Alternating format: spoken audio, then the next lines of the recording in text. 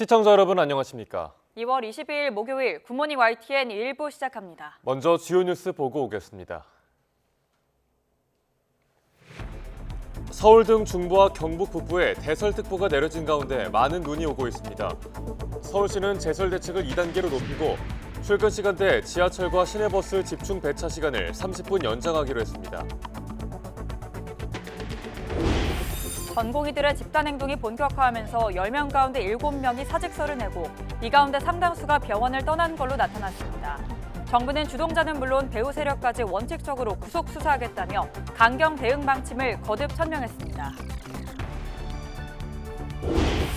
국민의힘이 서울 서대문을에 4선 중진 박진 의원을 전략 공천하는 등 총선 준비에 속도를 내고 있습니다. 공천 작업이 70% 이상 마무리되는 과정에서 큰 잡음은 없었지만 강세 지역 공천과 현역 컷오프 등의 변수는 남았다는 분석이 나옵니다. 더불어민주당에서는 현역평가 하위 20%에 대한 비주류 의원들의 불만과 맞물려 당 내홍이 위험 수위로 치닫고 있습니다. 의원총회에선 이재명 대표 등 지도부를 향한 성토가 이어졌고 김부겸, 정세균 전 총리도 경고장을 날렸습니다. 통합선언 11일 만에 갈라선 개혁신당 이준석 대표와 새로운미래 이낙연 대표가 공천관리위원회 구성 등 독자 행보에 속도를 내고 있습니다. 특히 거대 양당의 공천 탈락자 영입에 공을 들이는 모습입니다. 이스라엘이 가자 중남부 지역에 또 대규모 공습을 가해 60명 넘게 숨졌습니다. 유엔에서 휴전 요구 결의안을 무산시킨 미국은 국제사법재판소에서도 이스라엘의 즉각 철수에 반대했습니다. 첫 소식입니다. 봄을 앞두고 막바지 겨울의 심술이 계속되고 있습니다. 강원 산간에 이어 수도권 등 내륙에도 오전까지 많은 눈이 내리고 영하권 아침 추위도 찾아올 전망입니다. 정혜은 기자가 보도합니다. 영상권에서 눈이 아닌 비가 내린 출근길. 하지만 날이 저물고 기온이 떨어지며 비가 눈으로 바뀌었습니다. 밤 사이에는 눈 내리는 지역이 확대하고 눈송이도 굵어질 것으로 보입니다. 오늘까지 강원 산간에는 최고 50cm, 경북 북동 산간과 강원 동해안에도 30에서 40cm의 큰 눈이 오겠습니다. 서울을 비롯한 수도권과 충청 지역에도 3에서 8cm의 많은 눈이 쌓일 전망입니다. 22일까지 전국적으로 비 또는 눈이 예상되는 가운데 서울을 포함한 중부지방과 경북 북부에는 비가 눈으로 바뀌어 내리면서 많은 눈이 쌓일 것으로 예상됩니다. 특히 눈과 함께 영하권 아침 추위가 찾아올 것으로 보여 오늘 출근길에는 빙판길로 인한 큰 불편이 우려됩니다. 내륙의 눈은 오늘 낮부터 점차 그치겠지만 영동 지방에는 금요일까지 눈이 더 이어지겠습니다. 기상청은 3월이 시작되는 다음 주 후반까지 아침 기온이 영하권을 맴도는 예년보다 추운 날씨가 이어질 것으로 내다봤습니다. YTN 정혜윤입니다. 서울시는 폭설에 대비해 제설 대책 2단계를 2단계로 올리고 오늘 출근 시간대 지하철 1호선부터 8호선과 신림선, 시내버스 전 노선의 집중 배차 시간을 30분 연장합니다. 지하철 9호선과 우이 신설선은 비상대기 열차를 운영해 비상시에 신속하게 투입할 계획입니다. 의대 증원에 반대하는 전공의들의 병원 이탈이 계속되며 주요 대형 병원 의료 공백이 커지고 있습니다. 이른바 빅5로 불리는 대형 병원 가운데 세브란스 병원은 수술과 진료를 절반 가까이 줄였습니다. 서울 성모병원과 아산병원, 삼성서울병원, 서울대병원에서도 예정된 수술 가운데 30% 정도를 축소하고 있습니다. 전공의 대신 교수와 전문의들이 입원 환자 진료와 당직 근무에 투입되고 있지만 현장 피로도가 쌓이면서 다음 달까지 수술과 진료 지연이 심화할 전망입니다.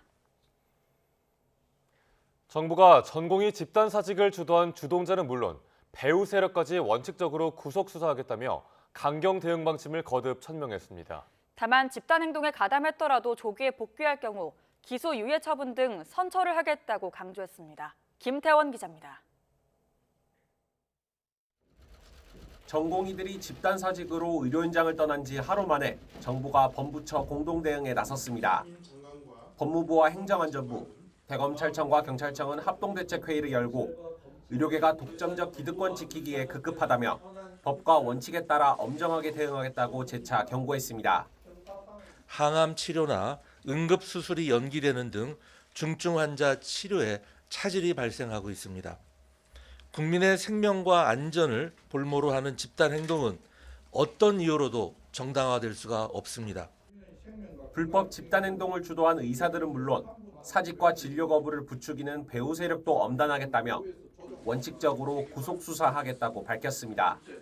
정당한 이유 없이 수사기관 출석 요구에 계속 불응할 경우 체포영장을 발부받는 등 적극적으로 강제 수사를 벌여 사태를 조기에 진화하겠다는 겁니다.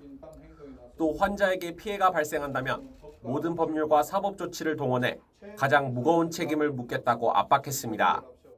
자금 지원 등의 방법으로 집단 사직서 제출과 진료 거부를 부추기는 배후 세력에 대하여도 엄단하겠습니다.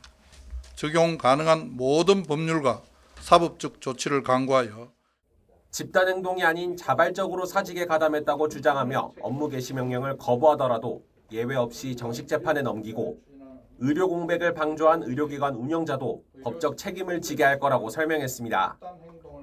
다만 집단 행동에 가담했더라도 조기에 돌아오는 의사는 고발하지 않거나 기소유예 처분하는 등 선처하겠다고 강조했습니다. 일시 가담하였더라도 조기에 현장에 복귀하는 경우에는 그와 같은 사정을 충분히 반영하여 사건을 처분하겠습니다. 정부는 이번 사태로 피해를 입는 환자와 가족에게 민영사상 법률 지원도 아끼지 않을 거라며 전공의들이 불법을 중단하고 하루빨리 의료 현장으로 복귀할 것을 촉구했습니다. YTN 김태원입니다. 대한의사협회 비상대책위원회는 병원을 떠난 전공의들에게 업무 개시 명령을 내리는 건 이성을 상실한 수준의 탄압이라고 강도 높게 비판했습니다. 주수호 의협 비대위 홍보위원장은 정부가 사직한 전공의들에게 업무 복귀 명령을 내린 것과 관련해 대한민국이 무리한 법 적용 남용이 가능한 독재 국가인 줄 몰랐다고 비판했습니다. 그러면서 국민의 생명권은 당연히 소중하지만 의사의 직업 선택의 자유 역시 마땅히 존중받아야 하는 기본권이라고 주장했습니다. 전공의의 집단 사직 사태가 악화 인류로 치달으면서 필요한 치료를 제때 받지 못해 피해를 봤다고 호소하는 환자도 늘고 있습니다.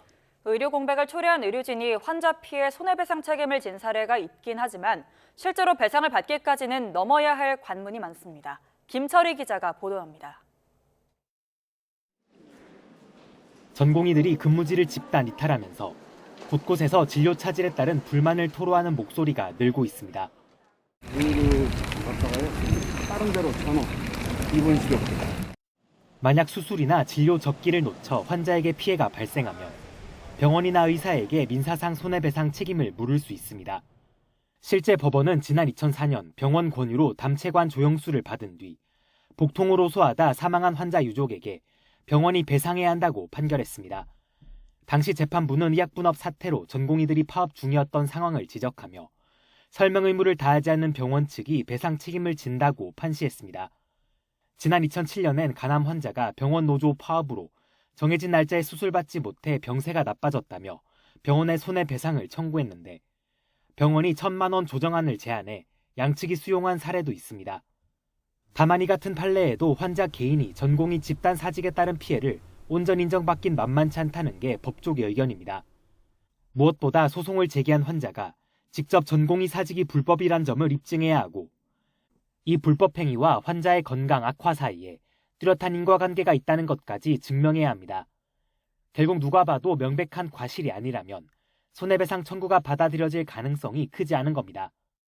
소송이 10건 이루어진다 그러면 그중에 일부, 한두 건의 경우에는 환자가 이길 경우도 있겠지만 대다수의 경우에는 환자가 입증이 어려워서 이기기 어려울 겁니다. 또 손해배상 소송 특성상 환자 측이 승소한 판결 효력이 다른 사건에까지 미치지 않아 매번 원점에서 판단을 구해야 한다는 점도 환자에게 불리한 요소입니다. 이 밖에도 병원이 사전에 수술이나 진료 연기 가능성에 관해 환자 동의를 받았는지, 수술 동의서에 관련 면책 조항이 포함됐는지 등도 책임 소재를 가릴 세부 요소로 꼽힙니다. YTN 김철입니다. 국민의힘이 당의 수도권 험지 출마 요구를 수용한 4선 중진 박진 의원을 서울 서대문을에 전략 공천했습니다. 부동산 전문가인 김연아 전 의원과 스타 강사 출신 영입 인재 김효은 씨도 본선행 티켓을 거머쥐었습니다. 임성재 기자가 보도합니다.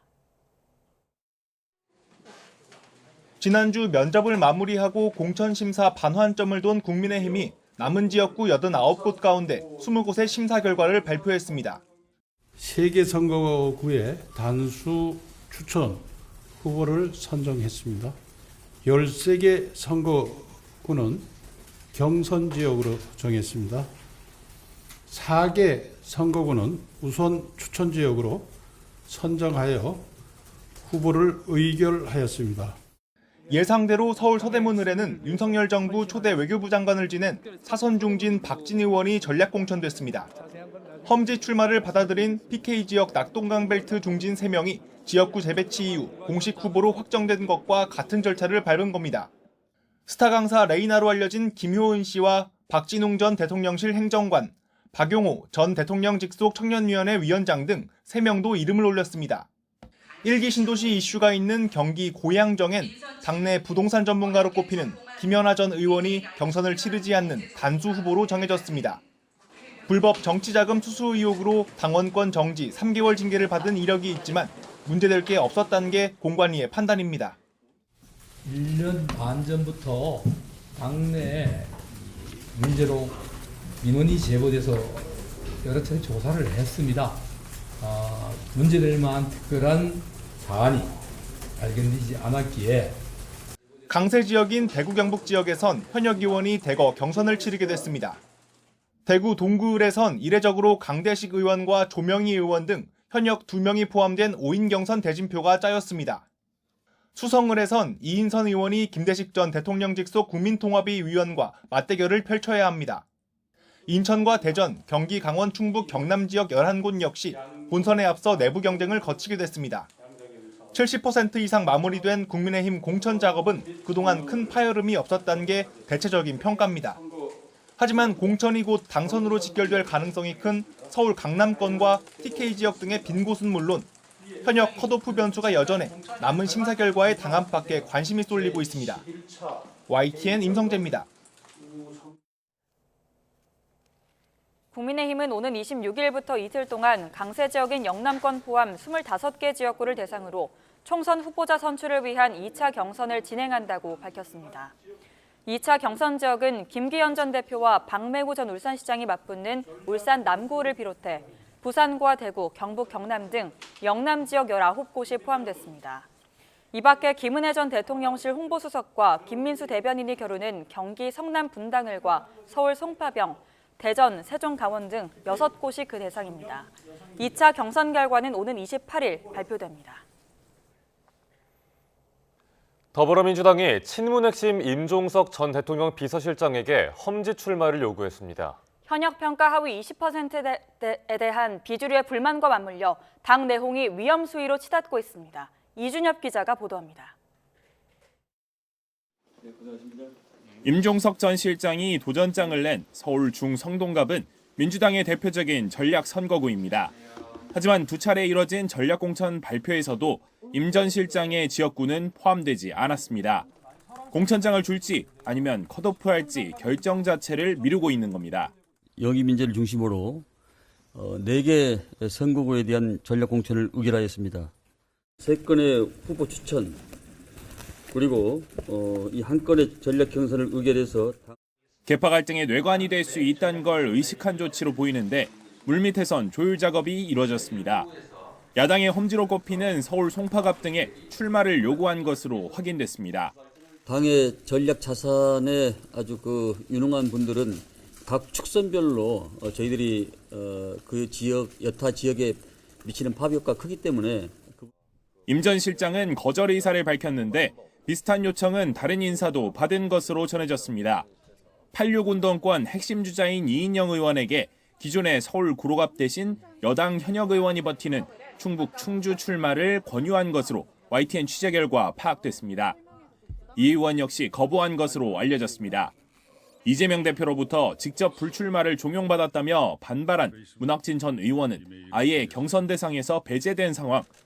비공개로 열린 의원총회는 지도부를 향한 성토회장으로 변했습니다. 현역 하위 20% 평가와 친명 중심 여론조사에 대한 해명 등을 요구하며 20명 가까운 의원들이 규탄 발언을 쏟아냈습니다. 특히 친문계 중진 의원들은 거취를 따로 할 수 있다며 탈당 가능성을 내비치고 지도부의 이선 후퇴를 요구했습니다. 원내대표님께서는 지도부로서의 좀 책임을 느낀다. 재심 신청을 할 경우 위원장님께서 직접 어떻게 평가를 진행됐는지를 이제 설명하도록. 이딴 공천 논란에 김부겸, 정세균 전 총리도 공동으로 입장문을 냈습니다. 이재명 대표가 상황을 바로잡지 않는다면 총선 승리에 이바지하기 어렵다고 경고했습니다. 인적 쇄신을 거듭 강조한 이 대표가 임계점을 향해 가는 내분을 어떻게 수습할지 주목됩니다. YTN 이준엽입니다. 더불어민주당 공천관리위원회는 오늘 추가 단수공천 후보와 경선 지역을 포함한 5차 심사 결과를 발표합니다. 공관위 관계자는 YTN과 통화에서 이번 명단에는 현역 의원과 원외 인사 단수공천이 각각 5곳 내외, 경선 지역이 10곳 정도였던 어제와 비슷한 규모 지역들이 포함될 거라고 말했습니다. 일부 현역 하위 20% 의원들의 이의 신청 기간이 지나 공천 발표가 가능해진 만큼 대상자라는 사실을 스스로 공개한 의원들의 지역구도 여기에 포함될지 주목됩니다. 박근혜 전 대통령 탄핵 전국 당시 계엄령 문건을 작성해 내란 음모 혐의로 수사를 받아온 조현천 전 국군 기무사령관이 검찰에서 무혐의 처분을 받았습니다. 시민단체는 문건의 위헌성을 인정한 검찰이 정작 조 전 사령관에겐 면죄부를 줬다고 강하게 비판했습니다. 안동준 기자의 보도입니다. 조현천 전 국군기무사령관은 박근혜 전 대통령 탄핵 전국 당시 작성된 계엄령 검토 문건 의혹의 핵심 인물로 꼽힙니다. 지난 2017년 2월 헌법재판소가 박 전 대통령을 탄핵할 때를 대비해 기무산의 전담팀을 꾸리고 계엄 검토 문건 작성을 지시하는 등 내란을 모의했다는 혐의를 받아왔습니다. 하지만 검찰은 조 전 사령관의 내란 음모 혐의가 인정되지 않는다고 결론 내렸습니다. 다수의 조직화된 집단이 폭동을 모의하고 폭동 실행을 위한 의사가 일치했다는 점이 명백히 인정돼야 하는데 문건을 작성하게 한 것만으로는 실질적인 위험에 이르렀다고 평가할 수 없다는 겁니다. 검찰은 다만 조 전 사령관이 위헌적 내용의 문건을 작성하게 한 건 직무 범위에서 벗어나는 일을 시킨 거라며 직권 남용 혐의로 재판에 넘겼습니다. 5년 넘게 해외로 도피했다가 체포된 조 전 사령관은 자유총연맹 회장 선거에 개입한 혐의 등으로 먼저 기소돼 재판을 받고 있습니다. 법적 책임이 있다면 피하지 않고 떳떳하게 그 책임을 감당하겠다는 말씀을 드립니다. 이상입니다. 5년간 입국 안 하신 이유는 뭔가요? 그는 수사기관에서 제가 밝히겠습니다. 시민단체는 검찰이 계엄 문건의 위험성을 인정해놓고 정작 내란 음모 혐의엔 면죄부를 줬다며 어처구니없는 결정이라고 비판했습니다. 문건이 누구에 의해 왜 만들어졌는지 밝히지 않았다며 검찰이 존재 이유를 상실했다고 지적했습니다. 한편 검찰은 이번에 조 전 사령관을 추가 기소하면서 송영무 전 국방부 장관도 함께 재판에 넘겼습니다. 계엄 문건과 관련해 군 간부들에게 거짓 서명을 강요한 혐의입니다. 검찰은 기무사의 계엄령 검토는 불법이라고 말해 수사 가이드라인을 준 게 아니냐는 의혹을 받아온 문재인 전 대통령과 조국 전 청와대 민정수석에 대해선 무혐의 처분했습니다. YTN 안동준입니다. 논문 조작 혐의를 받던 국립대 교수가 숨진 채 발견돼 경찰이 수사에 나섰습니다. 전북 부안경찰서 등에 따르면 어제 저녁 6시 20분쯤 부안군 변산면 해수욕장 인근에서 전북대 A 교수가 숨진 채 발견됐습니다. 경찰은 연락이 안 된다는 가족의 신고로 출동해 차 안에서 숨진 A 교수를 발견했습니다. A 교수는 재계약 심사 과정에서 조작한 논문을 제출해 심사위원회 공무를 방해한 혐의로 최근 송치돼 검찰 조사를 받고 있었습니다. 가상화폐 테라루나 폭락 사태 핵심 인물인 권도영 테라폼랩스 대표의 측근 한창준 씨가 재판에 넘겨졌습니다. 서울 남부지검은 어제 한 씨를 사기와 자본시장법 위반 등의 혐의로 구속 기소했습니다. 한 씨는 블록체인 지급결제 서비스가 애초에 실현 불가능했음을 알고도 테라 프로젝트가 정상적으로 작동하는 것처럼 속여 루나코인을 팔고 536억 원을 챙긴 혐의를 받습니다. 쪽방촌에서 노부부가 숨진 채 발견됐습니다. 서울 용산경찰서는 어제 오전 10시쯤 신고를 받고 출동해 70대 부부가 집에서 숨져 있는 걸 확인했습니다. 일주일에 한 번씩 쪽방촌을 찾는 상담소 간호사는 집에 인기척이 없자 창문을 통해 내부를 살피다 부부를 발견했습니다. 경찰은 부부가 숨진 지 며칠 지난 걸로 보고 정확한 경위를 조사하고 있습니다. 고속도로에 도로 파임 현상이 발생해 현장을 지나던 차량 10여 대가 잇따라 타이어가 파손됐습니다. 어젯밤 11시 10분쯤 경기도 평택시 평택제천고속도로 평택분기점 근처에서 차량 18대가 타이어가 파손되는 사고가 났습니다. 경찰은 최근 변덕스러운 날씨에 도로가 얼다 녹기를 반복하면서 고속도로 일부가 꺼져 있었지만 날이 어두워 피하지 못한 걸로 보고 있습니다. 한국은행 금융통화위원회가 오늘 오전에 회의를 열어 기준금리를 결정합니다. 이번 회의에서 금통이 든 기준금리를 현재 연 3.5%로 동결할 전망입니다. 이렇게 되면 지난해 1월 기준금리를 연 3.25에서 3.5%로 인상한 뒤 9차례 연속 동결을 이어가게 됩니다. 또 이와 함께 한국은행은 올해 수정 경제 전망도 제시할 예정입니다. 정부의 전기차 보조금 축소 개편에 발맞춰 자동차 업체들이 하나둘 가격 인하 정책을 발표하고 있습니다. 가뜩이나 전기차 수요가 줄어들고 있는 가운데 본격적인 가격 경쟁이 시작됐다는 분석이 나오고 있습니다. 김태민 기자입니다. 올해 전기차 보조금 제도는 크게 두 가지 부분이 달라졌습니다. 우선 보조금을 최대로 받는 출시 기준액이 5,500만 원으로 200만 원 낮아졌습니다. 또 배터리 성능과 재활용 가치를 따져 보조금 산정 기준에 새로 포함하기로 했습니다. 보조금 지급 기준에 배터리 환경 계수를 도입하였습니다. 재활용 가치가 낮은 폐배터리에 대해서는 보조금을 적게 지급하여 폐배터리 매립 소각에 따른 환경적, 사회적 비용을 최소화하고자 하였습니다. 직격탄을 맞은 건 테슬라입니다. 차량 가격이 보조금 최대 지급액 기준을 넘어선 데다 재활용이 어려운 중국산 LFP 배터리를 탑재했기 때문입니다. 부랴부랴 출시가를 낮췄지만 보조금이 3분의 1 토막나면서 실질 구매가는 오히려 올랐습니다. 국내 업체도 예외는 아닙니다. KG 모빌리티 역시 LFP 배터리를 탑재한 토레스 전기차 모델의 출시가를 200만 원 낮춰 줄어든 보조금을 메웠습니다. 실질적인 고객 부담금을 지난해 수준으로 유지하겠다는 전략입니다. 실제 소비자가 구매하는 비용 부담은 지난해와 큰 차이가 없으며 지자체 보조금까지 감안하면 합리적이고 경쟁력 있는 가격으로 구매하실 수 있습니다. 현대차도 대표 전기 승용차 모델인 아이오닉5와 기아 EV6의 출고가를 각각 200만 원과 300만 원씩 낮춥니다.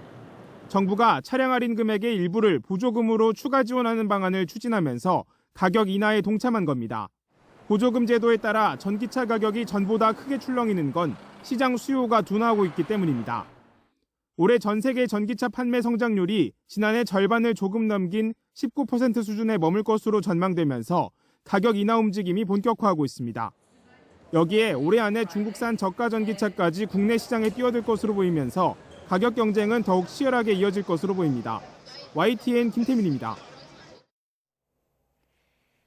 지난달 자동차 수출액이 지난해 같은 달보다 24.7% 증가한 62억 1,200만 달러로 역대 1월 최고치를 기록했습니다. 산업통상자원부는 자동차 수출액뿐 아니라 수출 자동차의 대수도 23.5% 늘어난 23만 5,255대로 지난 2015년 이후 9년 만에 최고 수준을 보였다고 밝혔습니다. 기업별로는 현대차와 기아의 수출이 각각 지난해 1월보다 28.7%와 2.9% 증가했고 한국 GM은 180.9%, KG 모빌리티의 수출도 40.8% 증가했다고 설명했습니다. 새해 들어 대형 손해보험사들의 자동차 보험 손해율이 80%를 넘긴 걸로 드러났습니다. 지난달 대형 5개사의 자동차 보험 손해율은 82.1%로 지난해 같은 기간보다 2.5%포인트 올랐습니다. 이에 따라 손보사들은 올해 자동차 보험료 인하와 정비요금 인상 등의 영향으로 손해율이 더 악화할 것이라고 전망하고 있습니다.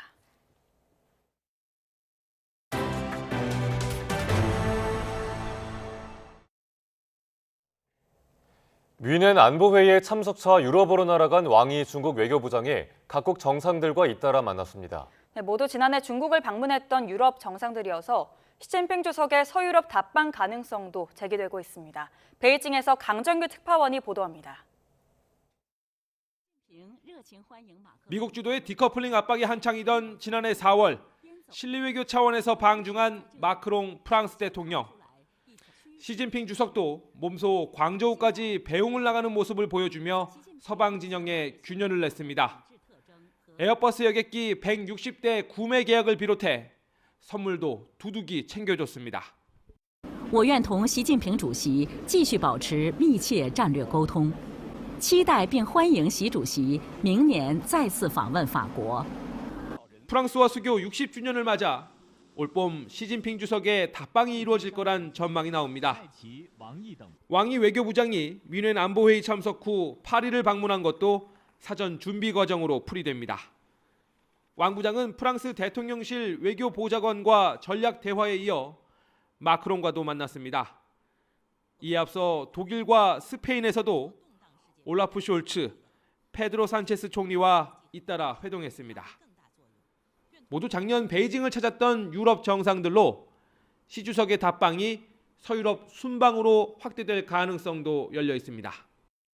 谁试图以去风险之名搞去中国化，谁就将犯下历史性的错误。 왕 부장은 작년에도 민회회의 직후 모스크바로 날아갔고 다음 달 시 주석의 러시아 방문으로 이어졌습니다. 다만 시진핑 주석의 유럽 답방이 성사되려면 중국과 EU 사이 무역 불균형 해소가 관건이 될 전망입니다. 베이징에서 YTN 강정규입니다. 한국과 일본 외교장관은 핵과 미사일 개발을 추진하며 도발 행동을 지속하는 북한 문제에 대응해 계속해서 협력해 나가기로 했습니다. 일본 외무성에 따르면 조태열 외교부 장관은 브라질 G20 외교장관 회의를 계기로 가미카와 요코 일본 외무상과 별도의 양자회담을 열어 이같이 합의했습니다. 양국은 납북자 문제를 포함한 북한 인권 문제에 대해서도 긴밀히 협력한다는 방침을 확인했습니다. 미국이 동맹국들에게 러시아 우주핵무기의 연내 배치 가능성을 경고한 걸로 전해졌습니다. 푸틴 러시아 대통령은 이를 부인하고 나섰지만 미 정부는 러시아와 비공개 접촉해 만류한 걸로 알려졌습니다. 이종수 기자입니다. 러시아가 핵무기를 사용해 위성을 무력화할 수 있는 우주 기반 능력을 개발하고 있다. 이르면 올해 안에 핵무기 모의 탄두를 우주에 배치할 수 있다. 블룸버그 통신은 이러한 러시아의 연내 핵무기 배치 계획을 미국이 동맹국들에게 전했다고 보도했습니다. 앞서 블링컨 미 국무장관은 우주에서 핵폭발을 일으켜 위성을 마비시킬 수 있는 러시아의 무기 개발 소식의 심각성을 경고했습니다. It is a potential one that we're taking very, very seriously. And I would expect that we'll have more to say soon, in fact, very soon. So stay tuned for that. And of course, we're also conferring with allies and partners on this issue. 실제 미국은 러시아 핵무기의 우주 배치를 막기 위해 친러시아 국가인 중국과 인도를 통해 설득하고 있는 것으로 전해졌습니다. 미국 정치 전문 매체 폴리티코는 미국 정부가 러시아의 우주무기 실험 계획을 만류하기 위해 러시아와 비공개 접촉을 가졌다고 보도했습니다. 이 과정에서 인도와 중국이 중재자로 나섰을 가능성이 있다고 덧붙였습니다. 하지만 푸틴 러시아 대통령이 러시아의 우주 핵무기 개발설을 부인하고 나섰습니다. Наша позиция ясна и прозрачна. Мы категорически всегда были против и сейчас против размещения ядерного оружия в космосе. 쇼이구 국방장관도 러시아는 핵무기 우주 배치 같은 사업 계획이 없고 미국도 이를 알고 있지만 잡음을 내고 있다고 말했습니다. 그러나 푸틴 대통령의 극구 부인에도 오는 4월 이탈리아에서 열리는 서방 주요 7개국 G7 장관회의에서 러시아 핵무기 연내 우주 배치 문제가 논의될 수 있다고 블룸버그는 전했습니다. YTN 이종수입니다. 러시아 반정부 운동가 알렉세이 나발니의 부인 율리아 나발나야가 유럽연합 EU에 다음 달 러시아 대선 결과에 거부를 촉구했다고 EU 전문 매체가 보도했습니다. 이 매체는 나발나야가 지난 19일 벨기에 브뤼셀에서 열린 EU 외교장관 회의 참석 당시 발언록을 인용해서 대선 결과를 인정하지 말라, 자신의 가장 큰 정적을 암살한 대통령은 그 자체로 합법적일 수 없다고 말했다고 전했습니다. 가자 지구의 사망자가 3만 명에 육박한 가운데 이스라엘이 가자 중남부 지역에 또 대규모 공습을 가해 60명 넘게 숨졌습니다. 유엔에서 휴전 요구 결의안을 무산시킨 미국은 국제사법재판소에서도 이스라엘의 즉각 철수에 반대했습니다. 황보현 기자가 취재했습니다. 가자지구 중부 데이르 알발라. 이스라엘의 드론 공격이 끝난 뒤 수백 명의 팔레스타인 주민들이 구조를 위해 거리로 쏟아져 나왔습니다.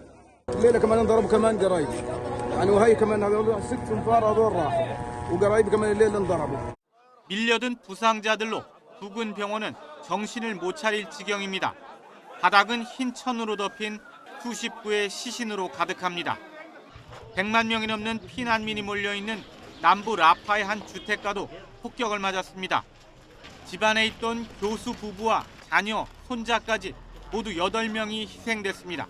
لفيت من دار الجيران على دارنا لقيت اختي مرمي في الشارع بطلع بلاقي امي مقطع مرمي في الشارع بدور على ابوي خواتي ثلاث صبايا ما لهم اشتغل في شيء 3 صبايا ينزل عليهم صاروخين يفتتهم الثلاثه في كفن واحد هي الكفن. AP통신은 가자지구 중남부 지역에 대한 대대적인 공습으로 최소 60명 이상이 희생됐다고 전했습니다. 이스라엘의 미사일은 북쪽 국경을 넘어 레바논과 시리아로도 날아갔습니다. 이란 지원을 받는 레바논 헤즈볼라와 이란과 동맹을 맺고 시리아에서 활동하는 무장단체를 겨냥한 것으로 보입니다. بحدود الساعة 10 تقريبا يعني سمعنا 5 صواريخ ورا بعضهم أول شيء 2 كانوا خفاف وبعدين 3 كانوا قوايا كتير. 네덜란드 헤이그에서는 이스라엘의 팔레스타인 점령의 적법성을 따지는 재판이 열렸는데 심리에 출석한 미국은 이스라엘의 즉각 철수에 반대한다는 입장을 밝혔습니다. 많은 나라가 즉각 철수를 요구하는 가운데서도 확실하게 이스라엘 편에 선 겁니다. 미국은 앞서 이스라엘과 하마스 간 인도주의적 휴전을 요구하는 유엔 안보리 결의안의 거부권을 행사해 채택을 무산시키기도 했습니다. YTN 황보현입니다. 이스라엘이 팔레스타인 가자 지구를 관통하는 도로를 건설 중인 모습이 포착됐다고 미국 월스트리트 저널이 보도했습니다. 여러 국방 당국자에 따르면 이스라엘군은 가자 지구를 동서로 잇는 기존 도로를 확장 중이며 이는 군사작전 지원 용도로 추정됩니다. 특히 이 도로는 남북으로 길쭉한 모양의 가자 지구 영토를 위아래로 양분하고 있어 가자 지구에 대한 이스라엘의 장악력을 확대하려는 의도로도 풀이된다고 국방 당국자들은 전했습니다.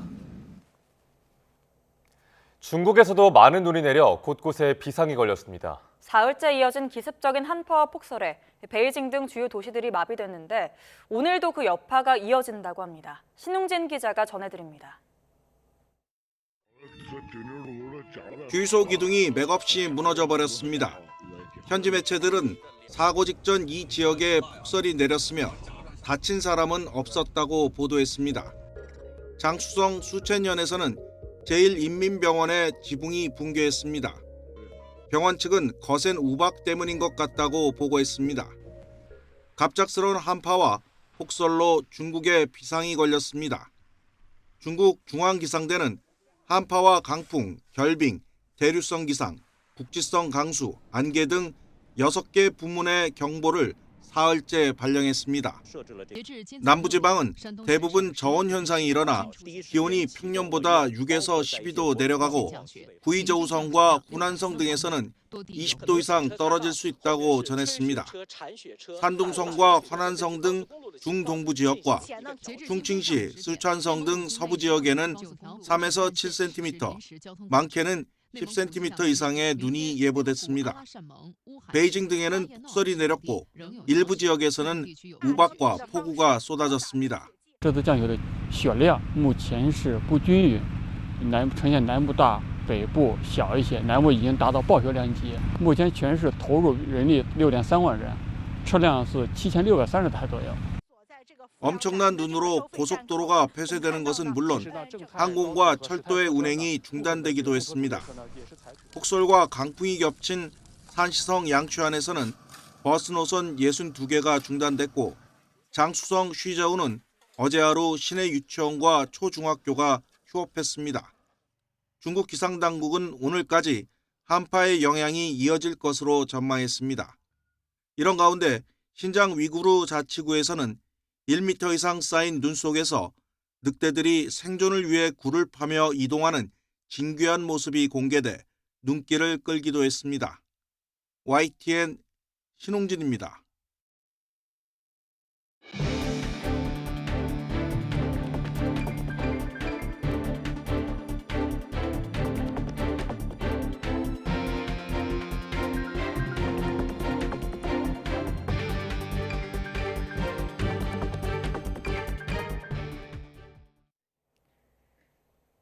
어제 저녁에 강릉과 고성, 강원도 산지 등에 내려졌던 대설경보가 오늘 0시 20분부터 경북 북동부 산지로 확대됐습니다. 대설경보는 앞으로 24시간 동안 눈이 20cm 이상 쌓일 것으로 예보될 때 내려집니다. 예상 적설량이 5cm 이상일 때 발효되는 대설주의보는 서울과 인천, 경기 등 수도권과 강원 대부분 지역에 내려져 있습니다.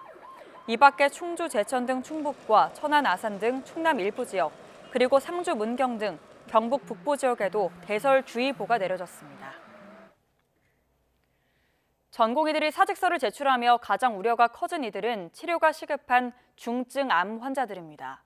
새 아이를 둔 아빠인 한 환자는 진료 일정이 늦춰져 암세포가 전이될까 불안하다고 심경을 밝혔습니다. 우종훈 기자입니다. 서울의 이른바 빅5 병원 중 한 곳에서 진료를 받을 예정이었던 3기 암 환자. 수술이 가능한지 몸 상태를 살피는 진료였는데 나흘 전 갑자기 연기 통보를 받았습니다. 진료가 밀리다 보니 다음 달 초로 잡힌 수술도 차질이 예상됩니다. 치료와 수술이 늦어지는 시간 동안 암세포가 전이되지 않을 거라 장담할 수 없어 걱정입니다. 지난달 암 판정을 받기 직전 셋째 아기도 태어나 가장의 마음은 더욱 무겁습니다. 다 꼬인 거죠. 거기다 이제 좀 수술도 얼마 안 놔뒀는데 갑자기 이래버리니까 사실 정부도 의사도 다 원망스럽죠 지금. 전공의 이탈은 중증 암 환자들에게 특히 가혹하게 느껴집니다. 췌장암 투병 중인 아버지가 서울대학교 병원에서 8번째 항암 치료를 받을 계획이던 보호자도 마찬가지 심경입니다.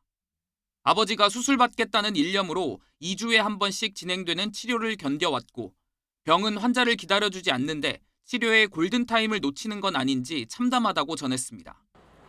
상급 종합병원에 입원할 예정이었거나 응급으로 문을 두드렸다가 2차 병원으로 옮겨지는 암 환자도 있습니다. 이 신장암 환자는 고열로 의식을 잃어 서울대병원을 찾았는데 밤사이 응급 처치만 받고 종합병원으로 전원됐습니다. 지금은 거의 간호사 선생님들이 와서 얘기해주고 의사 선생님들이 계속 환자 보고 또 다시 보고 했는데 지금은 의사 선생님들은 없어요. 전공이 없는 병원 상황이 길어질수록 하루가 급한 중증 암 환자와 보호자들은 속이 타들어갈 수밖에 없습니다. YTN 우종훈입니다. 총선이 이제 40여일 앞으로 다가오면서 표심을 잡기 위한 여야의 공약 경쟁도 치열해지고 있습니다. 자립준비 청년과 가상자산 등 그 분야와 대상을 가리질 않는데 이른바 묻지마 약속은 아닌지 꼼꼼히 따져봐야 한다는 지적 역시 만만치 않습니다. 보도에 김대겸 기자입니다. 국민의힘이 아동복지시설과 위탁가정을 떠나 홀로서기에 나서야 하는 자립준비 청년에 대한 전세임대 지원을 확대하기로 했습니다. 지난주 간담회에서 청취한 현장의 목소리를 바로 반영한 겁니다. 우리 자립준비 청년들이 사회 구성원으로서 첫걸음을 자신 있게 내딛고 당당하게 살아갈 수 있게 하겠다는 국민의힘의 약속입니다. 수도권 1억 2천만 원, 광역시 9,500만 원인 현행 전세임대 지원 단가를 서울의 경우 1억 4천만 원으로 올리는 게 핵심입니다. 부족한 돈은 낮은 금리로 빌려주는 방안도 추진합니다. 더불어민주당은 가상자산 투자자들의 표심을 공략했습니다. 비트코인 등 주요 가상자산으로 구성한 현물 ETF, 즉 상장지수 펀드의 발행과 거래 등을 허용해 투자 접근성을 개선하겠다고 약속했습니다. 미국을 비롯한 대부분의 선진국에서 현물 ETF 승인을 할 것으로 예측되고 있고 한국만 승인하지 않을 경우 국내 자본의 해외 유출, 시장에서의 고립으로 가상자산 매매 수익 공제 한도를 250만 원에서 5천만 원으로 늘리고 가상자산 ETF는 개인 종합 자산 관리 계좌 ISA에 편입시키겠다고 했습니다. 비과세 혜택을 강화하겠다는 얘기입니다. 여야는 이 밖에도 철도 지하화, 간병비 건강보험 급여화, 경로당 주 7일 점심 제공 등 여론이 호응하는 공약들을 잇따라 쏟아내고 있습니다. 하나같이 총선에서 승리하면 더 적극적으로 추진할 테니 지지해달라는 단서가 달렸습니다. 이 총선이라는 공간 속에서 우리가 몇 가지는 확실하게 바꿔드리고 싶습니다. 그 우선순위를 정하는 작업을 지금 저희가 하고 있고 그 부분을 말씀드리겠습니다. 간병비 문제에 대해서 우리 민주당이 우선 이제 요양병원의 수요가 많으니까 요양병원부터 간병비를 좀 급여화해서 반면 구체적인 재원 마련 대책과 정책 추진에 따른 예상치 못한 부작용에 대한 심도 있는 논의는 상대적으로 관심 밖에 있는 모습입니다. 일단 표를 얻고 보자는 생각에 정작 중요한 실현 가능성에 대한 고민은 뒷전으로 밀린 건 아닌지 정치권의 반성이 필요해 보입니다. YTN 김대겸입니다. 국민의힘 한동훈 비상대책위원장은 오늘 서울 구로구 오류역 문화공원과 오리동의 행복주택을 잇따라 방문합니다. 행복주택에 입주한 신혼부부, 청년과 간담회를 진행한 뒤엔 2호 청년 공약을 발표하는데 청년 주거안정대책 관련 내용이 주로 담길 걸로 보입니다. 국민의힘 한동훈 비상대책위원장은 내일 창당을 예고한 위성정당 국민의 미래 대표를 여당의 최선임급 당직자로 인선하겠다고 밝혔습니다. 한 위원장은 어제 당 공보실을 통해 지난 총선과 같은 혼선을 막기 위해 비례정당 대표는 국민의힘에 경험 많은 최선임급 당직자가 맡아 출범 작업을 진행할 계획이라고 설명했습니다. 내정 자료는 국민의힘 사무처에 조철희 총무국장이 발탁됐습니다. 더불어민주당이 총선 후보자를 정하기 위해 21개 지역구에서 실시한 첫 당내 경선에서 광주와 전북 일부 지역 등의 현역 의원 5명이 탈락했습니다. 호남 물갈이의 신호탄이라는 분석이 나옵니다. 손효정 기자입니다. 민주당이 지난 19일부터 사흘 동안 진행한 21개 지역구 경선 결과를 발표했습니다. 현역 의원 14명 가운데 5명이 원외 후보에 밀려 고배를 마셨습니다. 특히 눈에 띄는 건 호남 의원들의 패배입니다. 광주에선 북구 갑의 조우섭, 북구 을의 이형석, 동구 남구 갑의 윤영덕 의원이 각각 정준호, 전진숙, 정진욱 예비 후보에게 본선 진출권을 내줬습니다. 전북 익산갑에선 김수흥 의원이 이춘석 후보에 져서 고배를 마셨습니다. 예선에서 탈락한 현역 의원 5명 가운데 4명이 호남 지역구입니다. 광주는 북구 갑의 정준호 후보이시고 북구 을은 전진숙 후보이십니다. 동구 남구 갑은 정진욱 후보입니다. 제주시 갑 송재호 의원도 문대림 예비 후보보다 낮은 경선 득표율을 기록해 패배했습니다. 반면 서울 서대문을 김영욱, 송파병 남인순, 경기 군포시 이하경 등 나머지 현역 의원 9명은 본선에 안착했습니다. 서울, 송파, 을 등 원외 후보자들이 맞붙은 7곳의 예선 통과자도 확정됐습니다. 전통적 지지 기반인 호남 지역 물갈이가 시작된 가운데 민주당은 일부 수도권과 PK 현역 의원은 추가로 단수 공천했습니다. 경기 성남 분당을 김병욱, 부산 북강서갑 전재수 의원 등 6명이 다시 공천장을 받게 됐습니다. 부산 북구 강서구 갑은 전재수 현 의원이 단수 후보로 추천되었습니다. 경기 성남시 분당구 을은 김병욱 의원. 민주당은 전략 공천과 2차 경선 등을 통해 아직 빈칸으로 남은 곳의 후보를 정할 예정인데 현역 하위 20% 평가 결과와 맞물려 계파 갈등의 불씨가 커질 수 있다는 관측이 많습니다. YTN 손효정입니다. 통합선언 11일 만에 갈라선 개혁신당 이준석 대표와 새로운 미래 이낙연 대표는 공천관리위원회 구성 등 독자 행보에 속도를 내고 있습니다. 특히 거대 양당의 공천 탈락자 영입에 공을 들이는 것으로 보입니다. 강민경 기자입니다. 빅텐트 무산 이후 개혁신당의 첫 공식 행사는 민주당 출신 양정숙 의원 환영식이었습니다. 이낙연 대표 측 외에 다른 세력과의 연대는 공고하다는 걸 보여주려는 의도로 해석됐습니다. 앞으로 양정숙 의원님이 펼치고자 하는 의정활동 그리고 또 정치 활동을 개혁신당에서 적극적으로 지원하고 다 같이 힘이 되고 이렇게 할 것을 약속드립니다. 이준석 대표는 뒤이어 공천관리위원회 구성 카드를 꺼내들었습니다. 김종인 전 국민의힘 비대위원장의 공천 칼자루 역할론이 다시 부상하는 분위기입니다. 만약에 이제 공관위원장으로 그 김종인 위원장님께서 오시게 된다면 김종인 위원장님의 또 그 전략이 가장 큰 영향을 미칠 것 같다라는. 김종민 의원 이탈로 명분이 사라진 선관위 보조금 6억 원을 반환하겠다는 뜻도 거듭 강조했습니다. 비판 여론 확산을 차단하려는 건데 이낙연 대표 측은 전통적 지지층 잡기에 주력했습니다. 특히 사당화, 막장 공천 등을 부각하며 민주당 내 반 이재명 정서를 자극했습니다. 우리 막장 공천의 희생양이 되고 있는 의원님들께도 말씀을 드립니다. 함께 힘을 합쳐서 공동으로 이재명 사당화, 이재명 막장 공천에 맞서야 합니다. 비명계 공천 학살 논란에 반발한 이탈 의원을 겨냥한 거란 분석이 많습니다. 원조 친노무현계 인사를 공천관리위원장에 앉힌 것 역시 같은 맥락으로 보입니다. 공천관리위원장에는 노무현 정부 홍보수석 비서관으로 일하셨던 조기숙 이화여대 교수님을 모시기로 결정했습니다. 공정한 공천을 할 테니 함께하자는 손짓을 민주당 비주류에 보냈다는 겁니다. 이런 가운데 준연동형 비례제 유지에 맞춘 여야의 위성정당 창당 시점도 확정됐습니다. 국민의힘의 국민의 미래는 내일, 범야권의 민주개혁 진보연합은 다음 달 3일 닻을 올리기로 했습니다. YTN 강민경입니다. 강원랜드 채용 비리와 관련해 부정 청탁자들을 해고한 건 정당하다는 최종 판단이 나왔습니다. 대법원은 의원 면직된 강원랜드 직원 70여 명이 해고가 부당하다며 회사를 상대로 낸 소송의 상고심에서 원고 패소 판단한 원심 판결을 지난 15일 확정했습니다. 앞서 2012년부터 이듬해까지 강원랜드 입사자 상당수가 정치인 청탁 등으로 채용됐다는 의혹이 제기됐고 지난 2018년 수사 결과 부정 입사가 확인된 합격자 226명이 직권 면직됐습니다.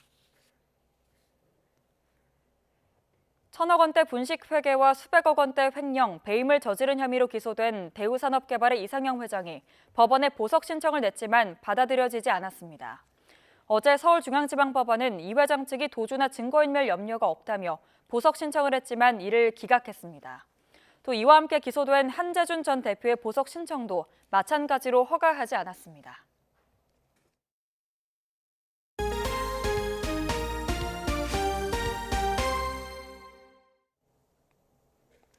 대한축구협회 전력강화위원회가 첫 회의를 열고 차기 사령탑은 외국인 감독뿐만 아니라 국내파 감독에게도 열려있다고 밝혔습니다. 그리고 임시 사령탑보단 정식 감독을 뽑는 쪽으로 무게를 두고 있다고 말했습니다. 김동민 기자입니다. 정혜성 위원장은 대표팀 감독이 갖춰야 할 8가지 요건을 이야기했습니다. 우리 대표팀 선수들에 맞는 경기 계획을 짜고 실행할 수 있는 역량을 첫 번째로 꼽았습니다. 풍부한 경력과 소통 능력, 리더십과 코칭 스태프 선임 능력, 그리고 실제로 성적을 낼 수 있는가도 중요한 조건이라고 말했습니다. 전력강화위원회는 신임 감독은 외국인과 국내파 감독을 가리지 않을 것이라고 밝혔습니다. 그러나 3월 A매치 2경기만 맡길 임시 사령탑보다는 정식으로 사령탑을 선임해 맡기는 쪽으로 의견을 모았다고 말했습니다. 2경기에 대한 어떤 그 부담이 어떤 분한테 주어졌을 때 그분이 과연 그 2경기를 하겠다고 이렇게 나서 주실지 그게 의문이다. 이런 의견이 많이 있어서 그래서 이제 정식 감독의 비중을 조금 더 많이 둔 건 사실입니다. 때문에 클린스만 후임으로는 외국인 감독이 아니라 국내 감독 가능성도 커졌습니다.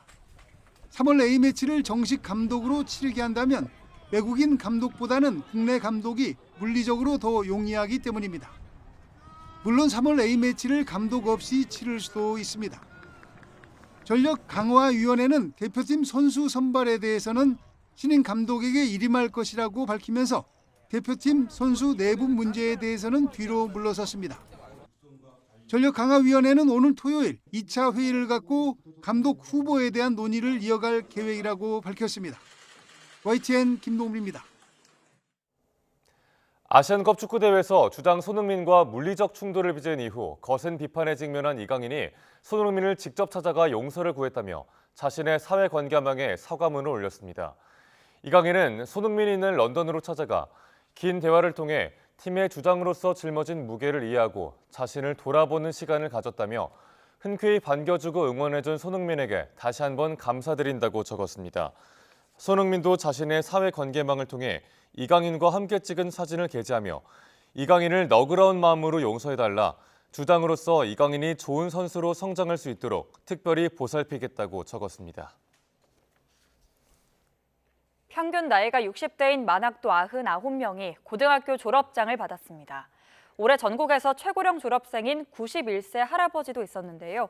윤태인 기자가 졸업식 현장에 다녀왔습니다.